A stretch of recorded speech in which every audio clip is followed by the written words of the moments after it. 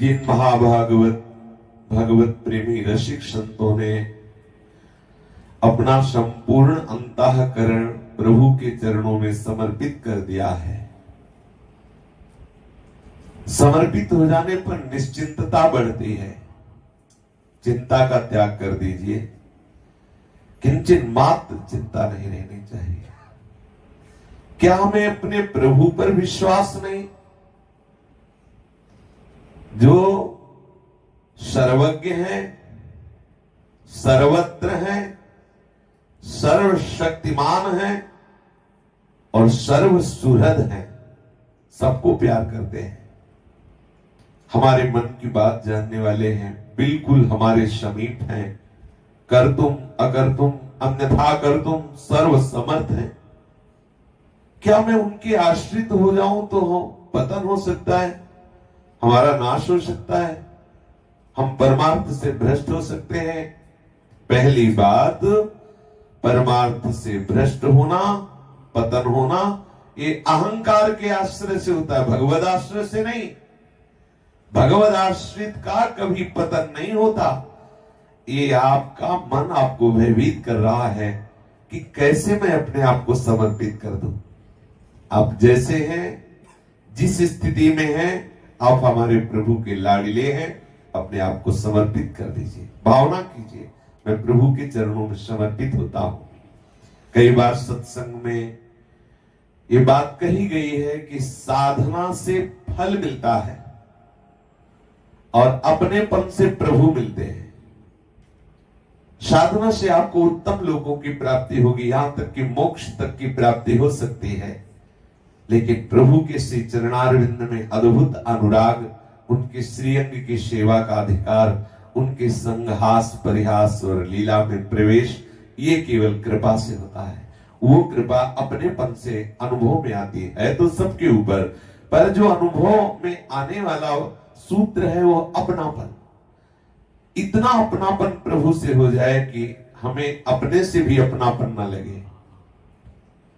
यही सब शास्त्रों का सार है। ब्रह्म नहीं, माया नहीं, नहीं जीव नहीं काल, अपनी हूं सुधिना रही, एक रहे हो नंदलाल, अपनी हूं सुधिना रही। बहुत सरस महामहिमा में श्री वृंदावन नित्य विहार रस का मार्ग है। पहली बात, उपासक ये दृढ़ नियम ले ले कि मुझे किसी भी अवस्था में विचलित नहीं होना। ये हम जो भी आपको बात कहते हैं, भले भावावेश में बोल जाए, पर वो शास्त्र में होगी, शास्त्र के विरुद्ध नहीं होगी। संतुष्टा एन केनवा, किसी भी परिस्थिति में आप हो, हमारे ठाकुर कहते हैं संतुष्टा एन केनवा, आप संतुष्ट रहिए कैसी भी परिस्थिति हो। हम प्रभु के आश्रित जन हैं, हमें बिल्कुल चिंता नहीं करनी, कम से कम अपने कल्याण की चिंता तो नहीं करनी। शरणागत को अपने कल्याण की चिंता नहीं होनी चाहिए। हम प्रभु के आश्रित, बहुत बड़ा बल है आश्रय। एक रात दिन साधन में लगा हुआ है, उसको साधन का बल है, और एक बिल्कुल जितेंद्री नहीं, केवल उसे भरोसा है प्रभु का। तो साधन बल वाले को प्रभु मिलेंगे कि नहीं, ये नहीं कहा जा सकता, लेकिन जिसको प्रभु का भरोसा है, अभी जितेंद्री नहीं, उसको पक्का प्रभु मिलेंगे, इसमें कोई संशय नहीं। ये हम आचार्यों की वाणी से कहते, कोई मनगढ़ंत बात नहीं कहते। यद्यपि भक्त अनन्य जो विषय इंद्रियन बस होए, कर्मठ कोटि जितेंद्रियन ते सब लहन होए। करोड़ों जितेंद्रिय इसकी समानता नहीं कर सकती जिसने प्रभु का आश्रय ले लिया।